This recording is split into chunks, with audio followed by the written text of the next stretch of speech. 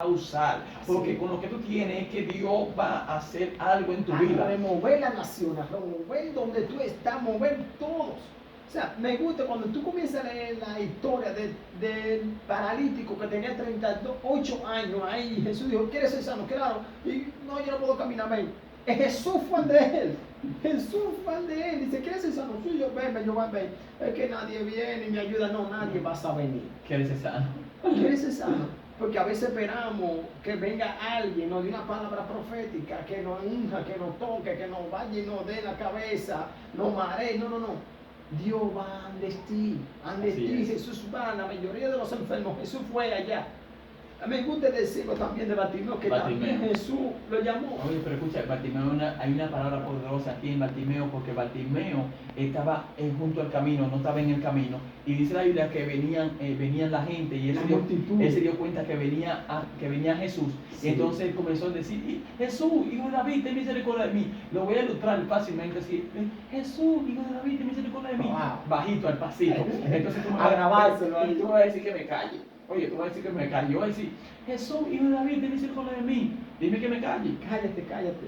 Jesús, hijo de David. Cállate, cállate. Jesús, hijo de David. Cállate, cállate. Jesús, hijo de David. Él no te escucha. O sea, que escucha, él comenzó bajito, pero entre más lo decían que se callaba, aumentaba la voz. Entonces Jesús no le escuchó cuando estaba bajito. Es que tiene que hablar, tiene que profetizar, tiene que comenzar con autoridad. Él comenzó bajito, pero después, entre más lo oprimían, más él hablaba duro.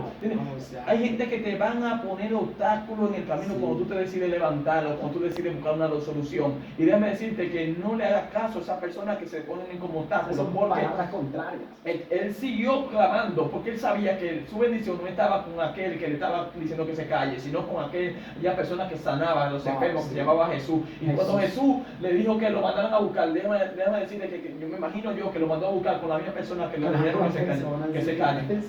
Con la misma persona Trágamelo. Con la misma persona que te mandan a callar, son las personas que Dios la va a usar para que te traigan a la bendición de Dios. A la bendición de Dios. Hay una bendición en que aquellas personas que se levanten contra ti, son esas personas son las que te van a llevar a las bendiciones.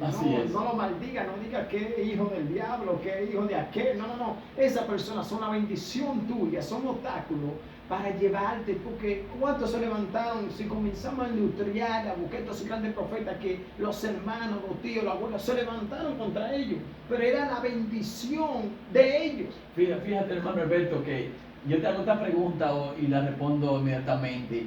¿Cuáles fueron las personas que después que Jesús estaba en la tumba, cuando resucitó, cuáles fueron los primeros que vieron a Jesús? No fue María, no fueron las mujeres. La gente tiene esto como que fueron las mujeres que vieron a la primera, pero fueron los soldados.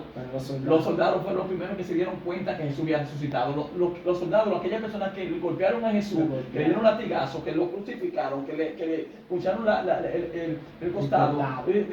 Fueron las personas que se dieron cuenta de primero, porque hubieron personas que dijeron, vamos a poner guardia para que vigile la tumba, para que no vaya a hacer cosas que venga un mafioso y se rompe el cuerpo y digan que se resucitó. No, la tumba se abrió. Dice la Biblia que Jesús resucitó y ellos resucitaron, y los soldados fueron los primeros que se dieron cuenta que Jesús había resucitado. Es decir, que los primeros que se van a dar cuenta de tu bendición son aquellas personas que le hicieron daño. Amén. Que Dios bendiga a todas las personas que están conectadas en esta hora en las redes sociales y que están escuchando Sintonía Radio Bomba 91.1, Impacto de la Tarde. Que Dios bendiga a Dionis, que Dios bendiga a Nancy, que Dios bendiga a todas aquellas personas que se están conectados, que se conectaron y están haciendo comentarios. Ahora hay muchas personas que se están conectando, mi hermano.